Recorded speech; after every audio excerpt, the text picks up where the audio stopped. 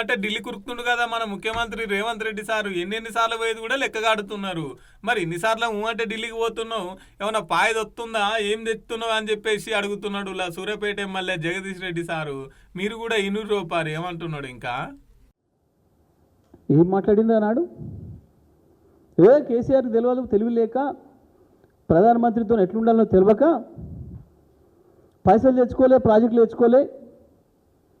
నేను చూడు ఎట్లా తెస్తున్నావు రేపు.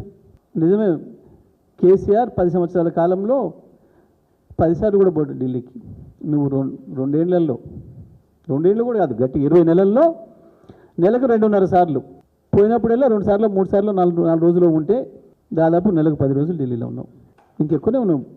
దాదాపు 300 రోజులు ఢిల్లీలో కావచ్చు, లేదా బయట నీ విదేశీ పర్యటనలు, నీ అద్భుతమైన భాష పరిజ్ఞానాన్ని, ఆ పాఠవాన్ని ప్రదర్శించుకోవడం కొరకు. ఏంటిది సాధించింది? గప్పాలు ఉంటే మామూలుగా లేవు. ఆయన మంత్రులై నిన్న చదివిన ఎక్కన్నావు 3 లక్షల కోట్ల పెట్టుబడులు, ఒక 3 పరిశ్రమలు కూడా శంకుస్థాపన లేదు ఇప్పటివరకు. ఒక 3 కొత్త ఉద్యోగాలు తెచ్చింది లేదు, ప్రైవేట్ ఉద్యోగాలు ఇచ్చిన హామీలు నెరవేర్చింది లేదు. ఇన్నారు కదా అప్పుడు 10 ఏళ్ళ కేసీఆర్ సారు 10 సార్లు కూడా ఢిల్లీకి పోవాలి. నువ్వు అంటే ఢిల్లీకి పోలే, పైసలు తేలే, ఢిల్లీకి పోలే, పైసలు తేలే, ప్రాజెక్టు కూడా తేలే అంటున్నావు కదా. ఏమన్నా ఢిల్లీ నుంచి మన రాష్ట్రానికి ఏమన్నా తెచ్చినావా? ఏమన్నా ముగ్గు పోసినావా? ఇక నువ్వు మళ్ళా గప్పాలు కొట్టమంటే 3 లక్షల కోట్లు, ఇన్ని లక్షల కోట్లు అని చెప్పి చెప్పుకుంటావు. ఏమన్నా కనీసం శంకుస్థాపన చేసినావా, ఉద్యోగం ఇచ్చినావా, లేకపోతే హామీ నెరవేర్చినావా, ఏమి చేసినావు చెప్పాలి. నువ్వు ఇన్నిసార్లు ఢిల్లీకి పోయి పబ్లిక్ సొమ్మును ఖర్చు పెట్టుడే తప్ప మనకు రూపాయి తేలే అన్నది సారు మాట. మీదికెళ్ళి మన తెలంగాణ పైకం అంతా ఢిల్లీకి మోసుకపోతున్నారు, తెలంగాణ సొమ్మునంతా ఢిల్లీకి దారపోస్తున్నారు అని చెప్పేసి ఇంకో మాట. కనీసం కేసీఆర్ చేసిచ్చిపోయిన వాటిని కొత్తగా అభివృద్ధి చేయకపోయినావు.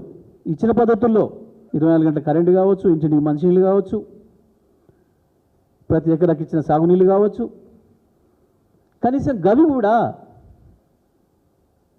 పాత పద్ధతిని కొనసాగిస్తూ కనీసం ఇవ్వలేకపోతున్నావు.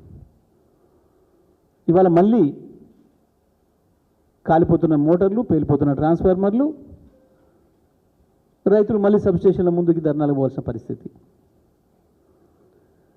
విత్తనాలు, నకిలీ విత్తనాలతోని అనేక మంది రైతాంగం నెత్తినూరు కొట్టుకుంటున్నారు. ఎరువులు మళ్ళీ పాత పరిస్థితి. మళ్ళీ చెప్పులు లైన్లో, రైతులు లైన్లో. మంత్రుల స్టేట్మెంట్ చూస్తే ఆశ్చర్యంగా ఉంది. ఎక్కడా కొరత లేదు ఒక మంత్రి, కానీ అక్కడనే 200 మంది లైన్లో నిలబడి, పోలీసులు నిలబడి. మరి కొరత లేని కాడ లైన్ ఎందుకుంది, పోలీసు ఎందుకున్నారు? మరి వాజివే ఇన్నిసార్లు ఢిల్లీ పోయినప్పుడు ఏమన్నా పైసలు తీసుకురావాలి కదా తెలంగాణకు. ఇంతవరకు ఒక్క శంకుస్థాపన కూడా వేయలే. మరి ఎందుకు పోతున్నట్టు ఢిల్లీకి అని చెప్పేసి సామాన్యమైన పబ్లిక్ కూడా అడుగుతున్నారు. ఢిల్లీకి పోతురు కదా, ఏం తెచ్చిరు అనేది సారు ప్రశ్న. బాగానే ఉంది కానీ హామీల సంగతి ఏంది, హామీలు కూడా నెరవేర్చాలి కదా అని చెప్పేసి పబ్లిక్ అంటున్నారు. లైగా చూడాలి మరి ముచ్చట ఎంత దూరం పోతుందో.